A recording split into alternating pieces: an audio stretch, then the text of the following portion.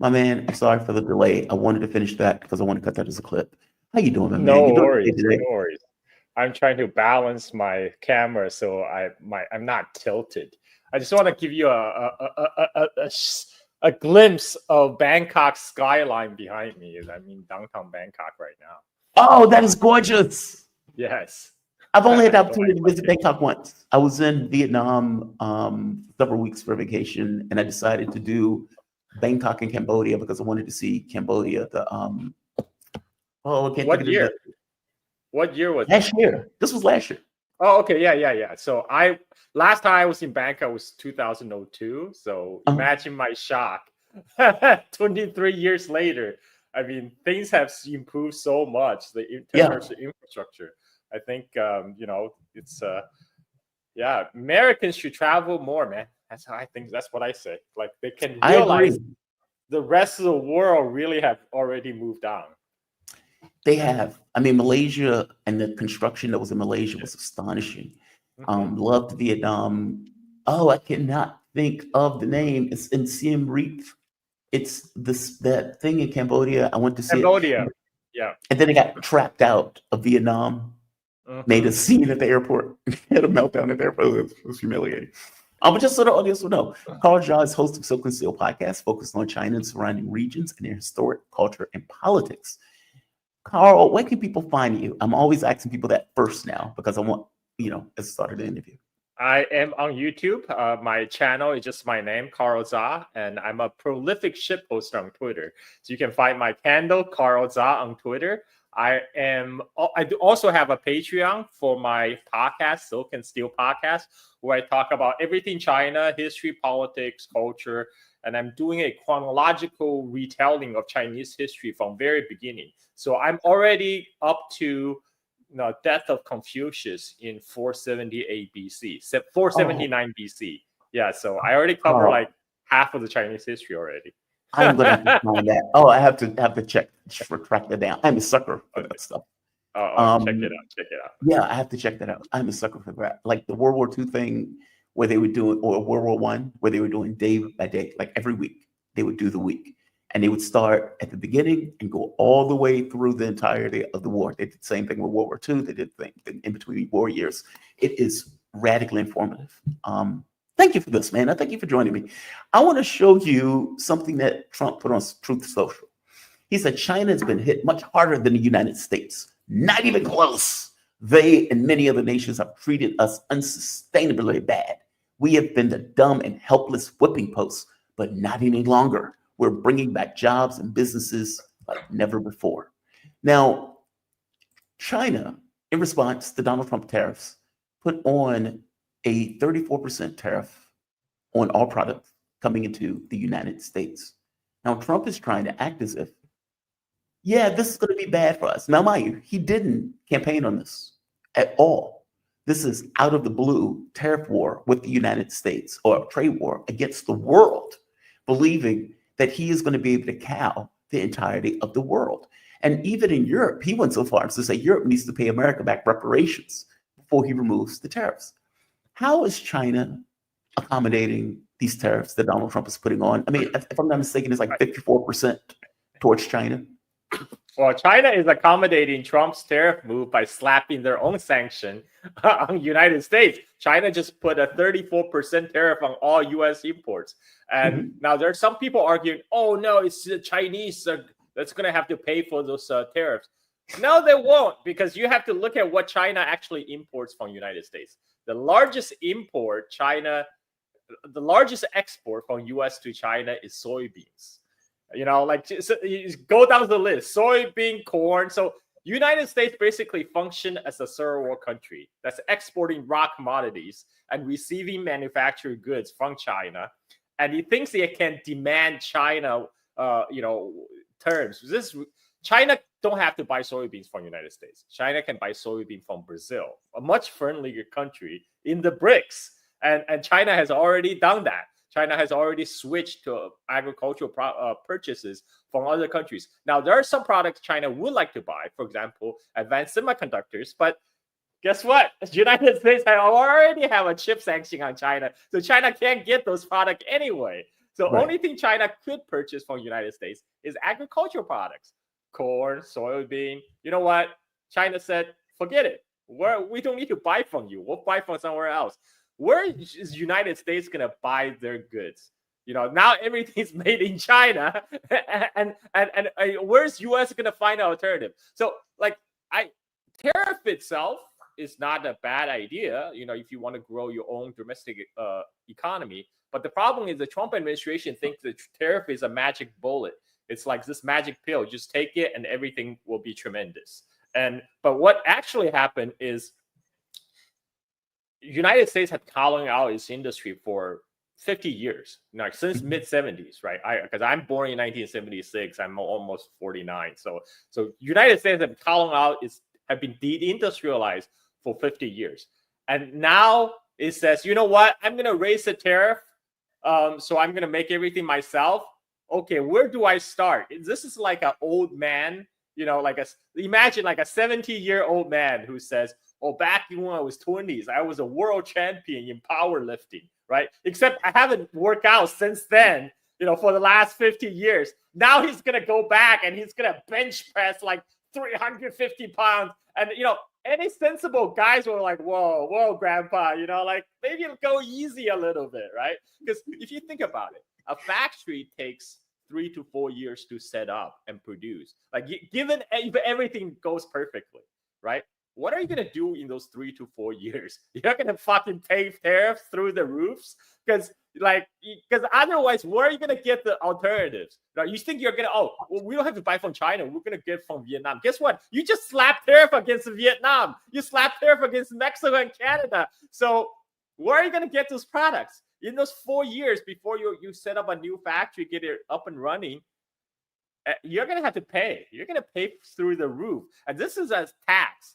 Like all those people who are Trump supporters, right? Many of them are like, oh, we're against the big government. We hate taxes. What do you think tariff is? It's a fucking tax. It's a tax on general American population, and you're gonna have to pay if you want to buy stuff. And so this is so harebrained. You can always count on American leaders come up with the most harebrained implementation of what could have been a good idea. And so this. The reason Trump thinks, and this is American mentality, right? Trump thinks if he just raised tariffs, everything will fall into place. Because this is just so American. Americans think like, I don't need to work out every day. I just need to take this diet pill. It would just like, bam, I'm gonna like washboard abs. That's not how it works, my friend. That's not how it works. And China is not backing down because China's like, you know what? Let's go. Bring it on. 34% tariff on all U.S. import, which means those Chinese importers probably not going to import corn and soybean from the United States. They're going to get it from Brazil. They have other places to turn to. And now we have our Commerce Secretary, he was on an interview with Chris Tucker, and they were using analogies like, oh, see, we are a debtor nation. Surplus nation like China actually in a weaker hand because it's like when you owe money from the bank can possess your house. But if you owe shitloads of money from the bank, then you own the bank. See, we own China because China need us. They need our market. Like, no, they don't. They make everything. They can just sell to themselves and to the global south, to the rest of the world. And in fact, now all the other countries, now the European country, even European countries, but also South Korea, Japan, they're all scrambling to sign new trade pact with China to make sure their supply lines will be intact. And so today, people in the United States don't even realize what's going on because China now have more trade with Southeast Asian countries, ASEAN nations, than they do have the United States. U.S.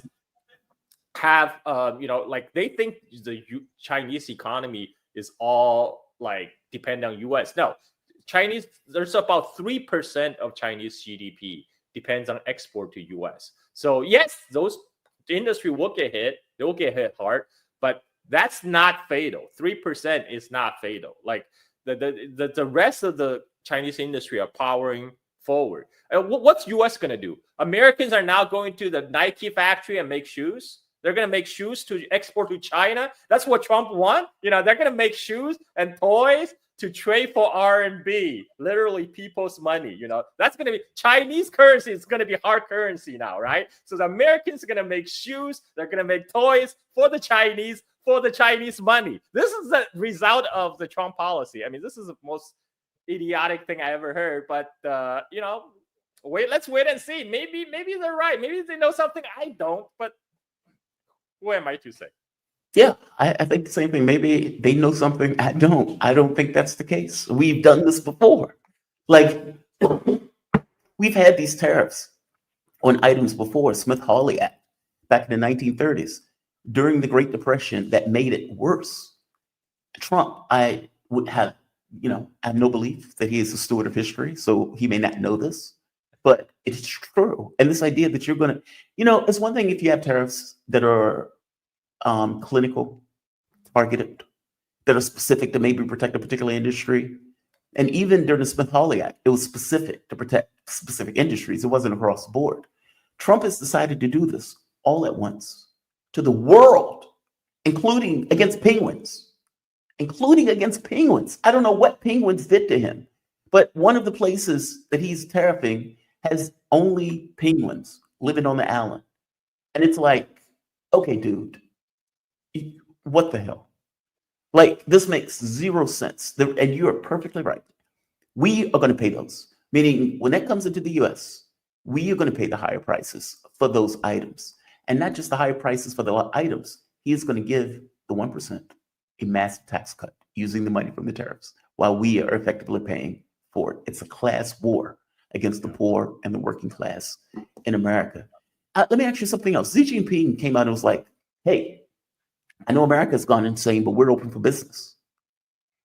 Do you think that this is going to be a situation where other countries now redirect to China as this kind of, all right, if China is open for business, they're willing to sell us the stuff, we'll take it from them if the US is not going to provide it?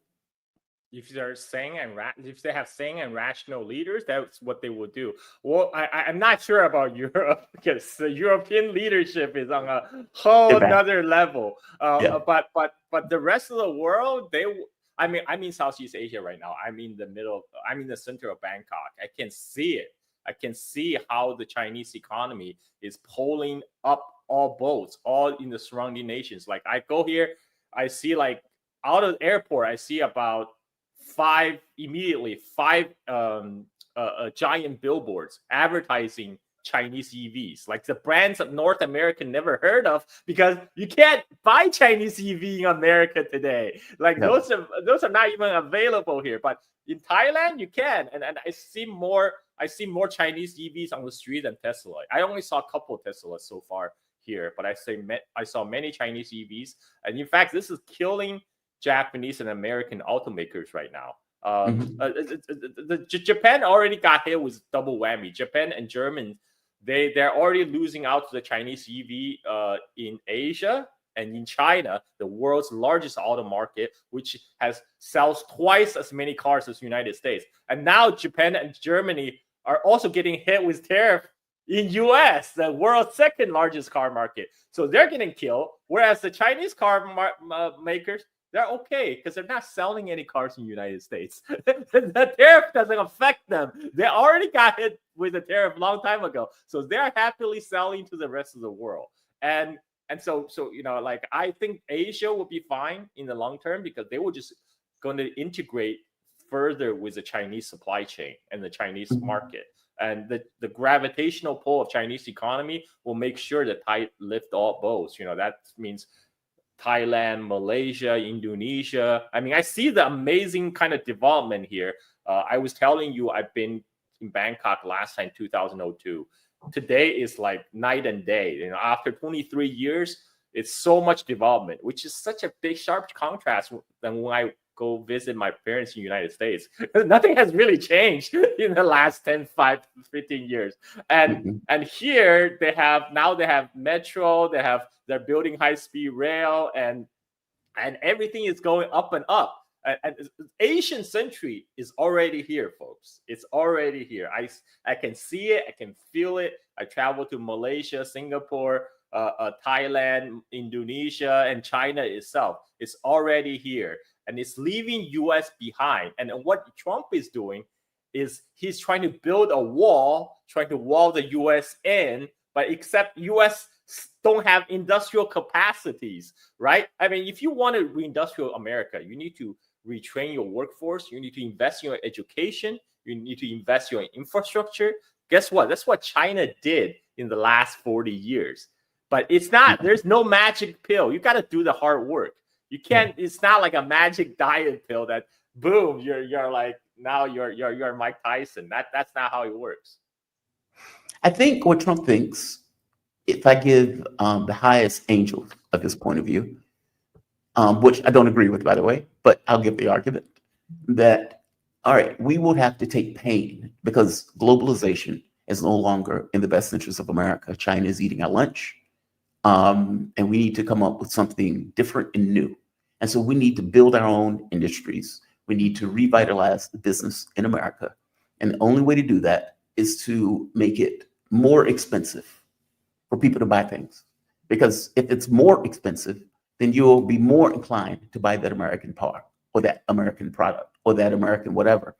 But the American product have to be there in the first place. There have to be American supply chain in place, but it's not here. After 40 years of deindustrializing, it's a hollow shell. America is a hollow. Exactly. And that's the point. And so what he is expecting, I suppose, is, all right, we would have to pay more for foreign products, which would incentivize businesses in the United States to reinvigorate those industries that have effectively left, or for those industries to come back to the US and spend 5 to 10 years rebuilding itself as we take pain for all of that time. And keep in mind, this also means that even when those businesses start in the US, you're paying more because you're paying a $15, $20 wage, whereas you might be paying $10. Jamar, I can rant on this forever on the stupidity of the Trump administration, but I really have to go because I have a heart cut off. Like I gotta go right now. Yeah, you're perfectly fine. Carl, you're fantastic, man. Thank you for this. I really do appreciate it. Thank Carl Jia, he is host of Silk and Steel podcast, focused on China, surrounding regions of their historic culture and politics. Carl, you have a fantastic day, man. Be safe. Thank you.